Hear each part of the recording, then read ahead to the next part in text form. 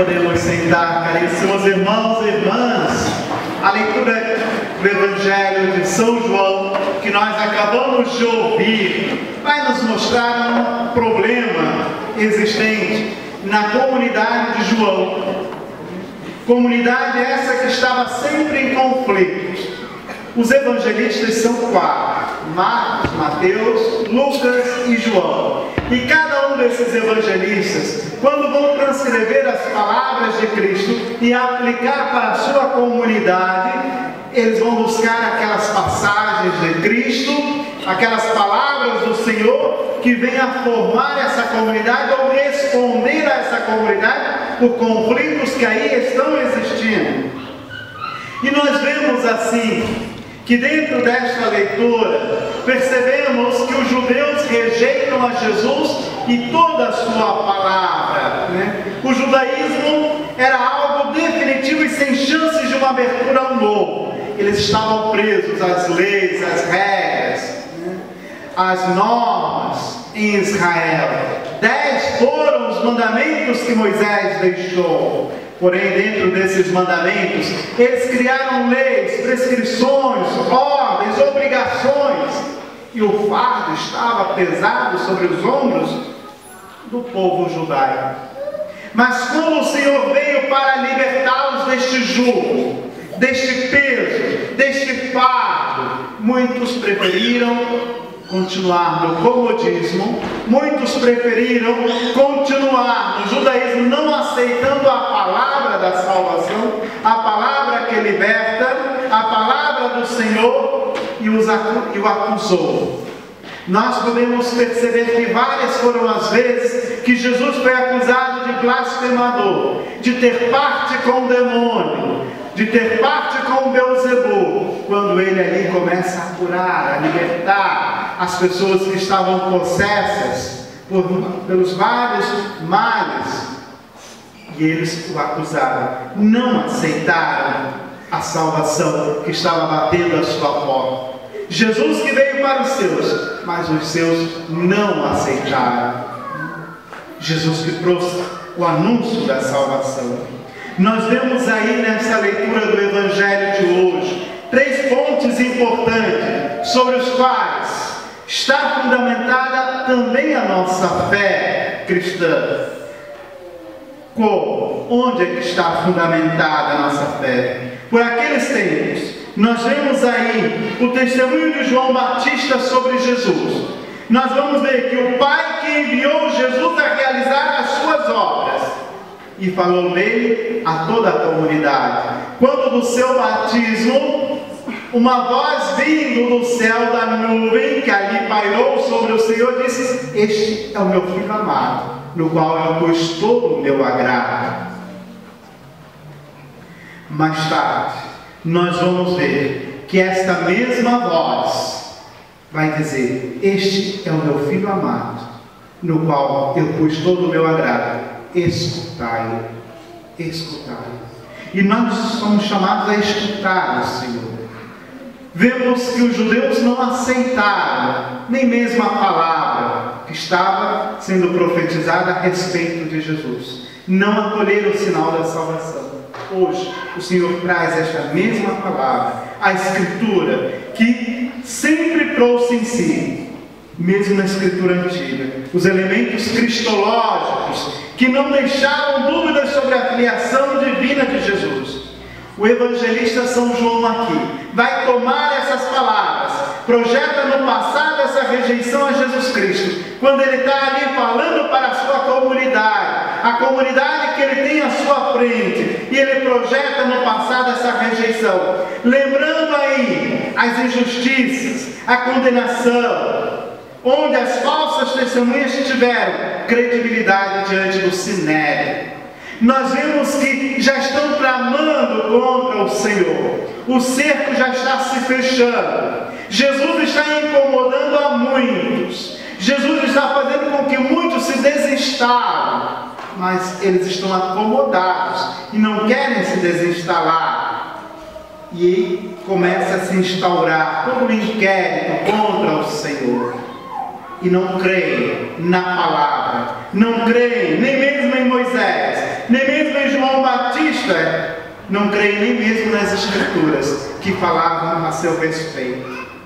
E aqui nós vemos que o Sinédrio, que desprezou essas fontes fidedignas sobre Jesus, preferindo acreditar em uma mentira, que assim foi propagada e anunciada e conhecida até os dias de hoje no meio judaico.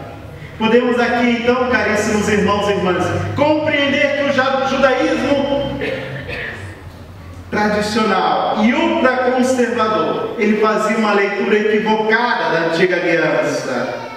Hoje, cometer esse mesmo erro, esse mesmo pecado, quando temos medo de dialogar com o mundo. E nós muitas vezes temos este medo de dialogar com o mundo. Temos medo de acolher o novo que o Senhor traz dia após dia à nossa igreja. O sopro do seu Espírito, quando o Papa João XXIII abriu as portas do Concílio Vaticano II, que há 50 anos atrás iniciava o Concílio Vaticano II. Ali o Papa João XXIII, ele disse: abri as portas, vamos espanar, está tudo cheirando amor, é necessário abrir-se, a igreja necessita se abrir. E a partir desta abertura da igreja, nós vemos toda a revolução que o próprio Espírito Santo realizou na igreja. E muitos dos nossos continuam fechados em seus esquemas. Muitos de nós continuam como que os fariseus, os saduceus, os mestres da lei, fechados em suas teses, e não se abre a este novo que o Espírito Santo está soprando sobre a igreja do Senhor. Nós vamos ver, caríssimos irmãos e irmãs, quanta gente que se fecha em uma religião que cheira amor, querendo impor ao mundo sua prática religiosa, seu modo de pensar. É bem provável que no fundo estejam defendendo algumas conveniências e também alguns interesses particulares. Temos que tomar muito cuidado para não corrermos este mesmo risco que correram os fariseus, aqueles que estavam ao redor do Senhor. Temos que tomar muito cuidado. Por isso devemos nos abrir ao novo. Devemos nos abrir a esse novo do Senhor, que continua ainda a soprar sobre a sua igreja, que continua ainda a enviar o seu Espírito para conduzir, iluminar, guiar a sua igreja e cada um de nós. Porém, nós somos frágeis, e é por isso que São Paulo vai nos dizer, na leitura de hoje, fortalecemos-nos no Senhor, pelo seu poderoso poder, soberano poder, revestidos da armadura de Deus, para que assim possais resistir às ciladas do maligno. E São Paulo ali vai nos dizer que não é contra o homem de carne e de sangue que nós estamos lutando, mas é contra forças espirituais do mal, que se infestam, que devoram, que destroem, que nos jogam, que busca as brechas existentes em nossa vida.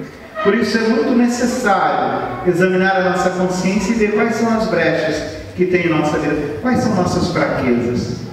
É aí que Ele vai usar para te atacar, é aí que Ele vai usar para destruir a tua família, é aí que Ele vai usar para destruir cada uma das áreas da tua vida. É na tua fragilidade, é o álcool, é aí que Ele vai atacar a ti e a tua família.